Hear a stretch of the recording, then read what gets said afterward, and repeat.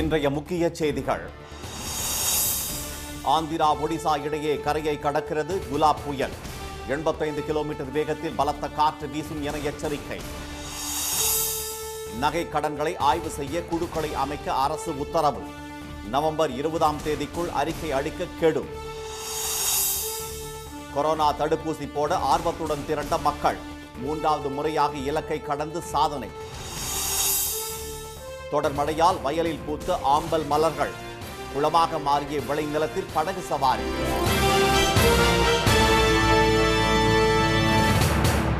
வணக்கம். வணக்கம்.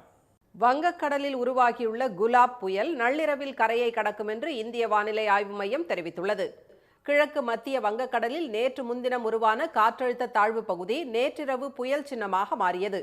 குலாப் என பெயரிடப்பட்ட இந்த புயல் மேற்கு திசையில் நகர்ந்து இன்று நள்ளிரவில் ஒடிஷா மாநிலம் கோபால்பூருக்கும் ஆந்திர மாநிலம் கலிங்கப்பட்டினத்துக்கும் இடையே கரையை கடக்க உள்ளது. குலாப் புயல் கரையை கடக்கும் போது மணிக்கு 75 கிலோமீட்டர் முதல் 85 கிலோமீட்டர் வேகத்தில் பலத்த காற்று வீசக்கூடும் என்று இந்திய வானிலை ஆய்வு மையம் தெரிவித்துள்ளது. இன்று காலை 8:30 மணி நிலவரப்படி கோபால்பூருக்கு தென்கிழக்கே 180 கிலோமீட்டர் தொலைவில் இந்த புயல் நிலை கொண்டிருந்ததாக வானிலை ஆய்வு மையம் கூறியுள்ளது. இதனால் ஆந்திரா, தெலுங்கானா மாநிலங்களில் பலத்த காற்றுடன் கனமழை பெய்து வருகிறது.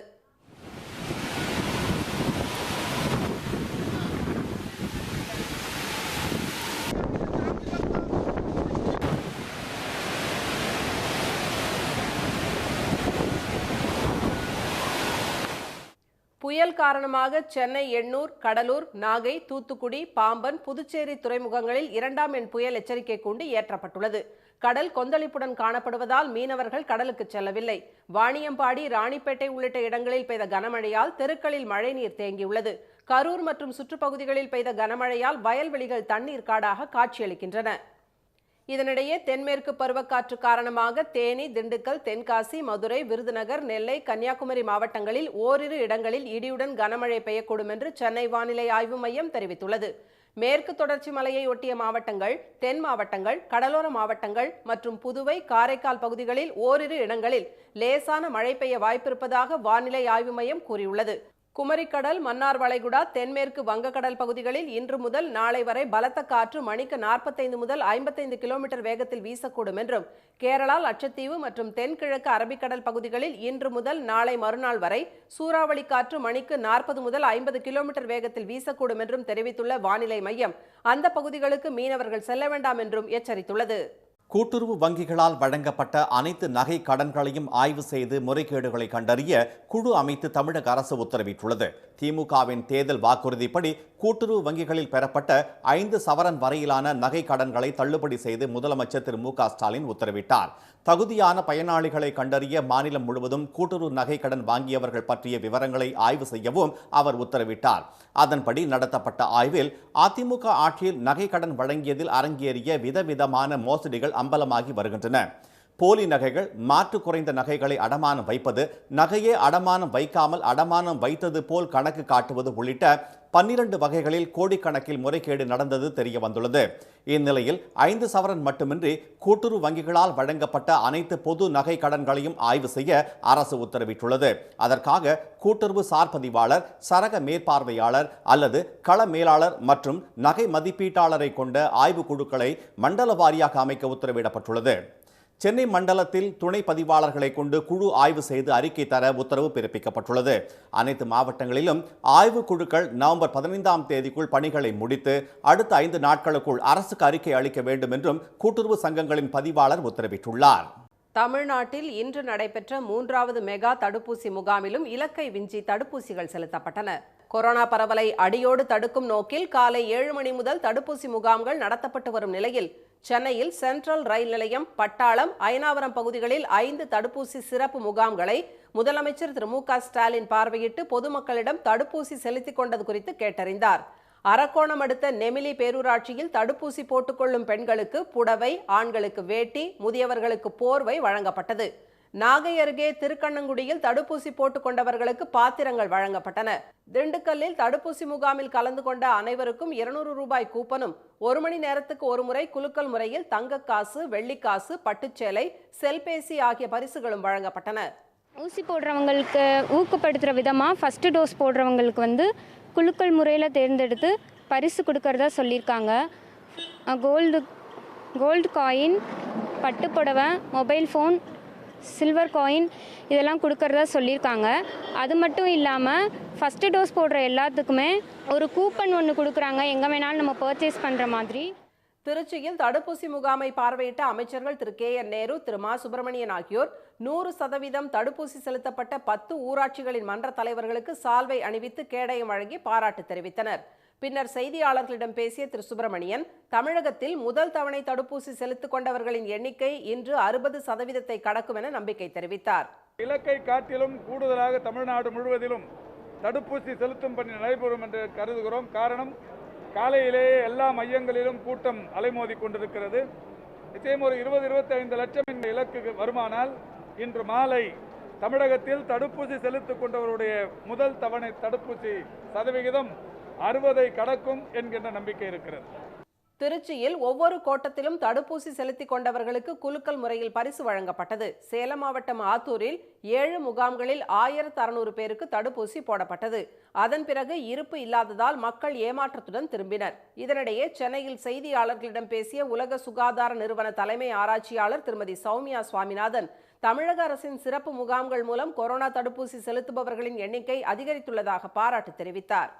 தமிழ்நாடு முதல்லேருந்தே it has taken very good steps actually to control corona virus. Vaccination camp நடத்தினத்தில் நல்ல ஒரு வேக்சினேஷன் கவரேஜும் இன்க்ரீஸ் ஆகுது. இப்போ என்னோட ரிக்வெஸ்ட் மக்களுக்கு என்னென்னா, வேக்சின் உங்களுக்கு எப்போ கிடைக்கிறதோ, உங்களுக்கு எலிஜிபிலிட்டி இருந்ததுன்னா, 18 வயசுக்கு மேலே இருந்தீங்களன்னா தயவுசெய்து போய் வேக்சின் போட்டுக்கோங்க. ஃபர்ஸ்ட் டோஸ் போட்டாச்சுன்னா செகண்ட் டோஸை போய் போட்டுக்கோங்க. அந்த வேக்சின் தான் நம்மளை இப்போ காப்பாற்றும். தமிழகத்தில் முதல் கட்டமாக கடந்த 12ஆம் தேதி 20 லட்சம் பேருக்கு தடுப்பூசி போடும் இலக்குடன் நடத்தப்பட்ட முகாமில் 28,91,021 பேருக்கு தடுப்பூசிகள் செலுத்தப்பட்டன. 19ஆம் தேதி 15 லட்சம் பேருக்கு என்ற இலக்குடன் நடத்தப்பட்ட இரண்டாவது முகாமில் 16,43,879 பேருக்கு தடுப்பூசிகள் செலுத்தப்பட்டன.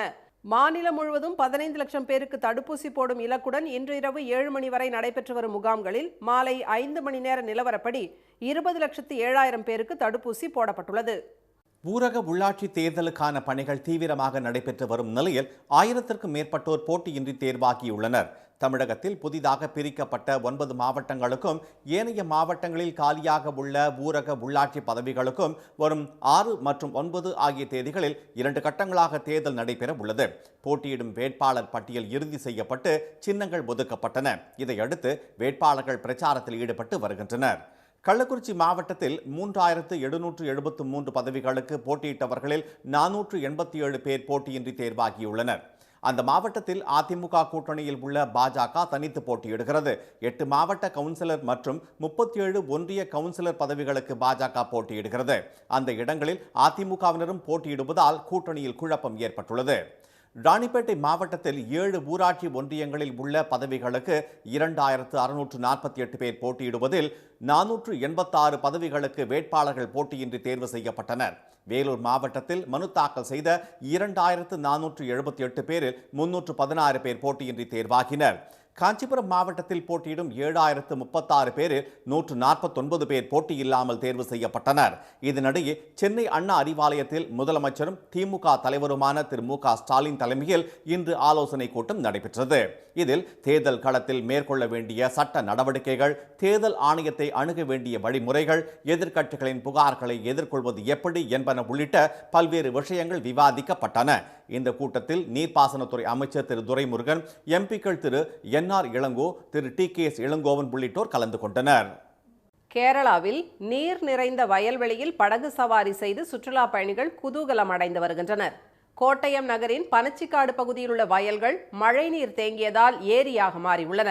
அங்கு அல்லி மலர்களும் ஏராளமாக பூத்து குலுங்குவதால் அந்த பகுதியே இளஞ்சிவப்பு நிறத்தில் கோலங்கள் வரைந்து அலங்கரித்தது போல காட்சியளிக்கிறது.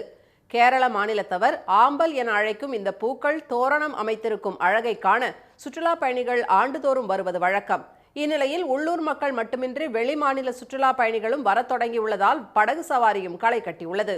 கோட்டயம் பகுதியில் சாலையின் இருபுறமும் 100க்கும் மேற்பட்ட ஏக்கர் நிலத்தில் இயற்கை வரைந்துள்ள வண்ணக்கோலங்களை இந்த ஆண்டு கொரோனா கட்டுப்பாடுகளால் குறைந்த எண்ணிக்கையிலேயே சுற்றுலா பயணிகள் ரசித்து வருகின்றனர். கீழடி அகழ்வாய்வு தளங்களில் கண்டெடுக்கப்பட்ட பழங்கால பொருட்களை மாணவர்கள் உள்பட ஏராளமானோர் ஆர்வத்துடன் கண்டு ரசித்தனர். கீழடி, அகரம், கொந்தகை, மணலூர் ஆகிய தளங்களில் கடந்த பிப்ரவரி மாதம் முதல் நடைபெற்று வந்த 7ஆம் கட்ட அகழ்வாய்வு பணிகள் அண்மையில் நிறைவடைந்தன.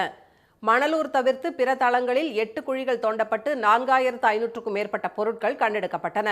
பணிகள் நிறைவடைந்ததை அடுத்து குழிகள் தற்காலிகமாக மூடப்பட்டதால் அவற்றை பார்வையிட வந்த பொதுமக்கள் ஏமாற்றமடைந்தனர்.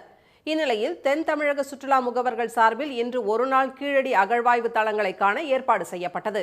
இதையடுத்து திறக்கப்பட்ட கீழடி, கொந்தகை தளங்களில் சில பொருட்கள் காட்சிப்படுத்தப்பட்டிருந்தன. பல்வேறு மாவட்டங்களிலிருந்து வந்தவர்கள் அகழ்வாய்வில் கண்டெடுக்கப்பட்ட பொருட்களை ஆர்வமுடன் கண்டு ரசித்ததோடு பழங்கால சின்னங்களை பார்த்து பரவசமடைந்தனர். முன்னோர்கள் நம்முடைய தமிழுடைய மரபை இன்னும் பாதுகாக்கிறாங்க அப்படிங்கிற ஒரு அடையாளமா தான் கீழடி அப்படிங்கிறது இருக்கு. இன்னைக்கு தண்ணி அப்படிங்கிற ஒண்ணு நம்ம போர் மூலியமா போர் போட்டெல்லாம் நம்ம அதெல்லாம் பயன்படுறோம். ஆனா நம்முடைய முன்னோர்கள் கிணறு, உரைக்கிணறு அப்படிங்கிற ஒரு மூலியமா, அதாவது நவீனத்தை அன்னைக்கே பயன்படுத்தியிருக்காங்க அப்படிங்கிற ஒரு நிறைய தகவல்களை கீழடியில நாங்க அன்னைக்கு தெரிஞ்சுக்கிட்டோம். அகழ்வாய்வில் கண்டெடுக்கப்பட்ட பொருட்கள் அனைத்தையும் பார்வையிட மேலும் சில நாட்கள் அனுமதி அளிக்க வேண்டும் என பொதுமக்கள் கோரிக்கை விடுத்தனர். பாரம்பரிய இசைக்கருவிகளின் முழக்கமும் இளைஞர்களின் சிலம்பாட்டமும் நிகழ்ச்சிக்கு மகுடம் சேர்த்தன.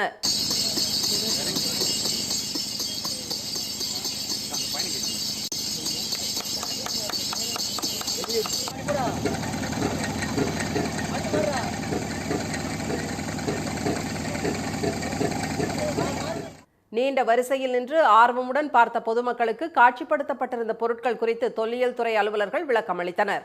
இனி வருவது செய்தித் துளிகள். திருவண்ணாமலை மற்றும் வேலூர் மாவட்டங்களில் ஓடும் நாக நதியை தூய்மைப்படுத்தும் பணியில் ஈடுபட்ட மக்களுக்கு பிரதமர் திரு மோடி பாராட்டு தெரிவித்துள்ளார். வானொலியில் மன் கி பாத் நிகழ்ச்சியில் பேசிய அவர், சில ஆண்டுகளாக வறண்டு கிடந்த நாக நதி மக்களின் முயற்சியால் தற்போது நிரம்பியுள்ளதாக குறிப்பிட்டார். நாக நதியை மீட்டெடுத்த திருவண்ணாமலை மாவட்ட பெண்கள் உள்ளிட்ட அனைவரையும் பாராட்டுவதாக திரு மோடி கூறினார். இந்தியாவில் கடந்த 24 மணி நேரத்தில் 28,326 பேர் கொரோனாவால் பாதிக்கப்பட்டுள்ளனர். இதில் கேரளாவைச் சேர்ந்தவர்கள் 16,671 பேர் ஆவர். கேரளாவில் 120 பேர் உட்பட நாடு முழுவதும் 260 பேர் உயிரிழந்துள்ளனர். 26,031 பேர் குணமடைந்துள்ளனர். சென்னை அண்ணா அறிவாலயத்தில் முதலமைச்சர் திரு மு.க. ஸ்டாலினை மாற்றுத்திறனாளிகள் சங்கத்தினர் சந்தித்து மாற்றுத்திறனாளிகளுக்கு பல திட்டங்களை அறிவித்ததற்காக நன்றி தெரிவித்தனர். அனைத்து பேருந்துகளிலும் இலவசமாக பயணம் செய்யும் வகையில் ஒரு திட்டத்தை அறிவிக்க வேண்டும் என்று அவர்கள் கோரிக்கை விடுத்தனர். ஊரடங்கு நீட்டிப்பு தொடர்பான அரசின் அறிவிப்பு வெளியாகும் போது 1 முதல் 8ஆம் வகுப்பு வரையிலான பள்ளிகள் திறப்பது குறித்து அறிவிப்பு வெளியாகும் என்று பள்ளிக்கல்வித்துறை அமைச்சர் திரு அன்பில் மகேஷ் பொய்யாமொழி தெரிவித்துள்ளார். சென்னையில் செய்தியாளர்களிடம் பேசிய அவர், பள்ளிகள் திறக்கப்பட்டாலும் மாணவர்கள் கட்டாயம் பள்ளிக்கு வர வேண்டிய அவசியம் இல்லை என்றும் கூறினார்.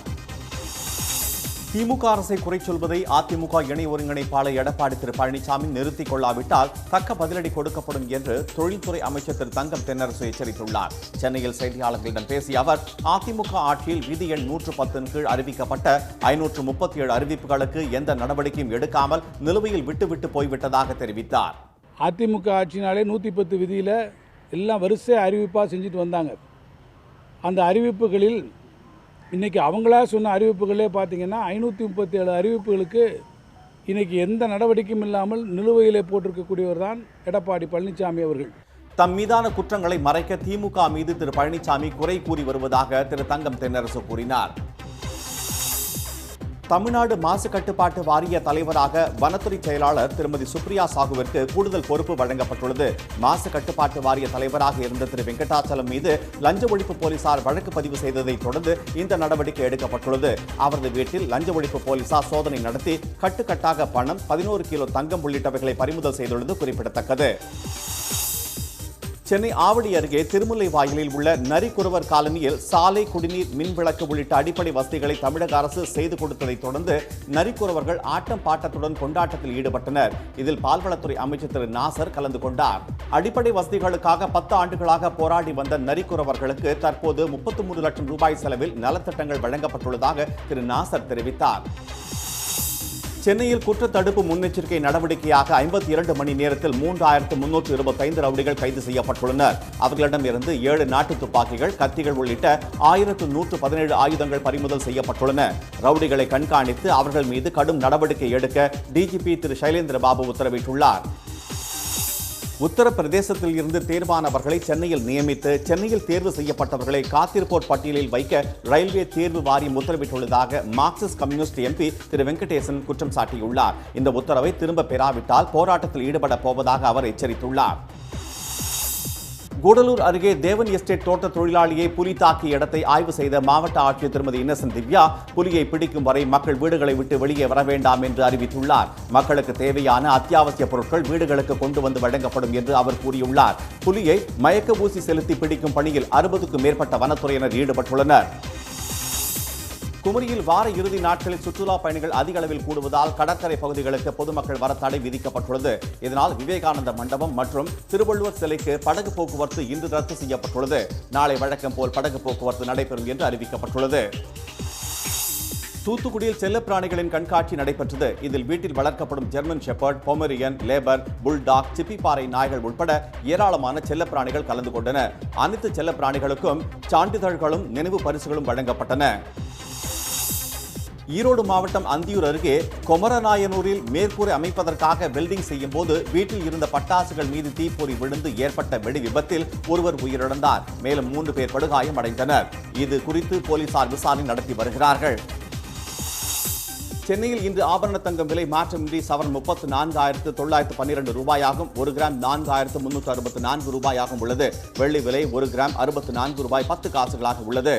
மீண்டும் இன்றைய முக்கிய செய்திகள். வங்கக்கடலில் உருவாகியுள்ள குலாப் புயல் நள்ளிரவில் கரையை கடக்கும் என்று இந்திய வானிலை ஆய்வு மையம் தெரிவித்துள்ளது. கூட்டுறவு வங்கிகளால் வழங்கப்பட்ட அனைத்து நகை கடன்களையும் ஆய்வு செய்து முறைகேடுகளை கண்டறிய குழு அமைத்து தமிழக அரசு உத்தரவிட்டுள்ளது.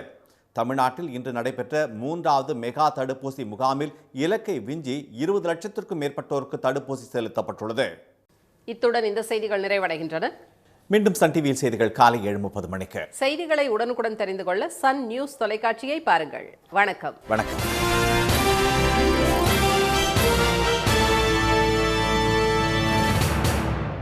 உடனுக்குடன் செய்திகளை தெரிந்து கொள்ள சன் நியூஸ் பெல் ஐகானை கிளிக் பண்ணுங்க.